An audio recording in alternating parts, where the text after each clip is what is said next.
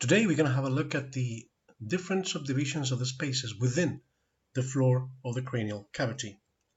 To remove the parietal bone, one of them, have a better access to the floor of the skull. And this is subdivided into different spaces because in terms of anatomy it's easier to distinguish or to refer to a specific area.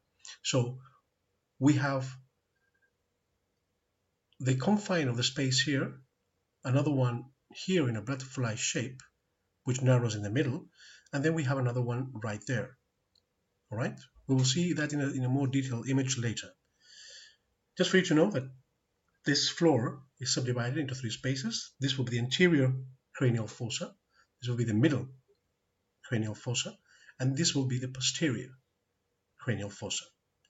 It is obvious that if the brain is housed in this cranial cavity, the floor has something to do with it, at least with the conformation of the inferior portion of the brain, or the base of the brain. And that's true, that's how it is. And I'm going to show you why. If I put the brain within the cranial cavity, and let's remove also the temporal bone, you can see how the floor, the base of the brain, adapts perfectly to it. You can see here the frontal lobes are not that wide, so the anterior cranial fossa is shallow, but then in the middle it becomes a bit deeper because of the temporal lobe, and then we have the cerebellum on the posterior area, and this is actually the posterior cranial fossa, which is the deepest amongst the three of them. All right, you can see that better if we remove the skull, and you see how this is the anterior portion, this is the posterior, how it goes from shallow to deep. This corresponds to the anterior cranial fossa, this area to the middle cranial fossa, and this area will correspond to the posterior cranial fossa. This beautiful image, I think, is one of the most complete that I found in any of the Human Anatomy Atlas. This specifically is from the Atlas of Human Anatomy, the latest edition of Frank and Netter. It's an atlas that we recommend. It's even though it's for the medical level, but it's very, very complete, and I think it's worth it to have a book like this. So in this image, it's very, very well explained how the different cranial fossae are subdivided, and what are the correlation between the different bones that form part of the different spaces.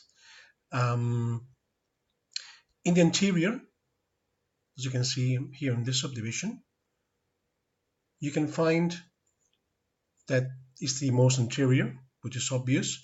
It's the shallowest, as we said before, because here is where we will find the frontal lobes of the brain, and it's the shallowest space because then it goes deeper towards the posterior.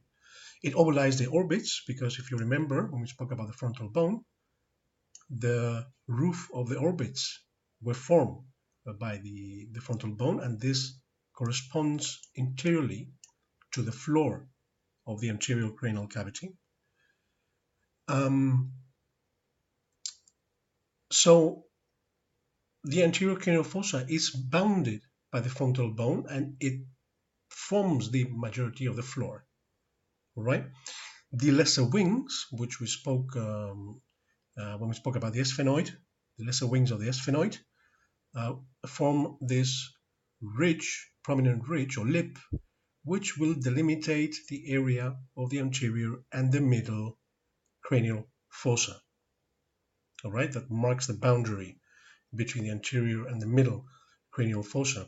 And one of the most characteristic aspects of this anterior cranial fossa is that you will find in the midline the portions of the ethmoid bone, which will be specifically crista galli, and the surrounding area on each side, which will be, as you know, the cribriform plate. we go back to our model, we'll see here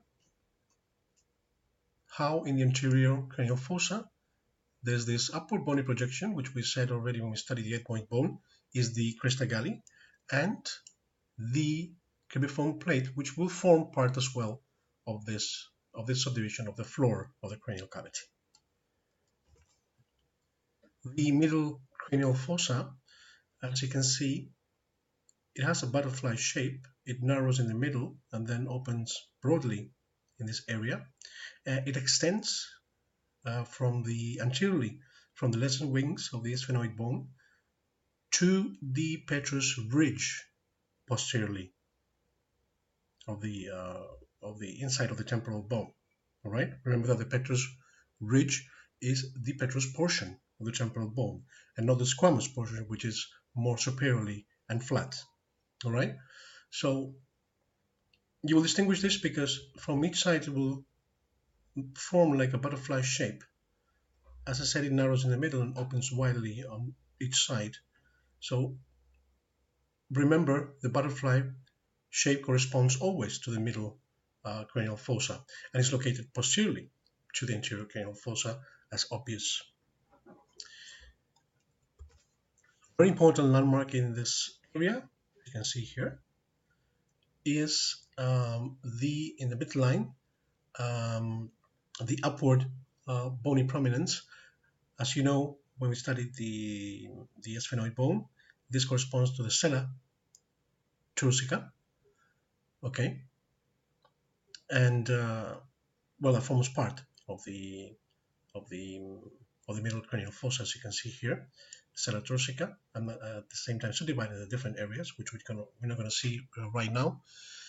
So that's how you conform the middle cranial fossa. You can see it here, that will open broadly and then will narrow here, and then will open back again and then narrow again into this area.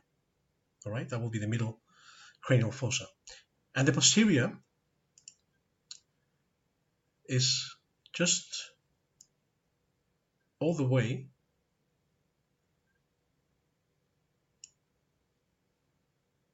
to this area. Majority of the occipital bone forms part, obviously, of this area. As we said, it's the deepest because the cerebellum is housed in this area. Is bounded anteriorly, like you see here, by the Petrus Ridge.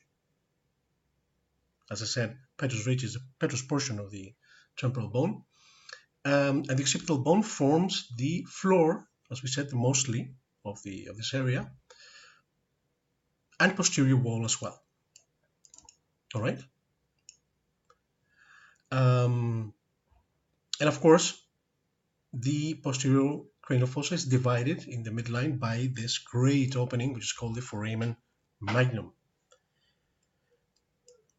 You have, of course, different openings from blood vessels and nerves all around this, mostly concentrated in the midline, in the middle cranial fossa. I have specified them for you in the text of this lecture. I'm not going to enter into it. As I said, I don't want to get this too complicated. But if you're interested in knowing specifically what are the foraminas and the different openings, what do they correspond to, you can have a look at the text and then even check it in the image that we're gonna provide you with as well. Nothing else for now. I hope you enjoyed the lesson of the skull, the human skull, and thank you very much.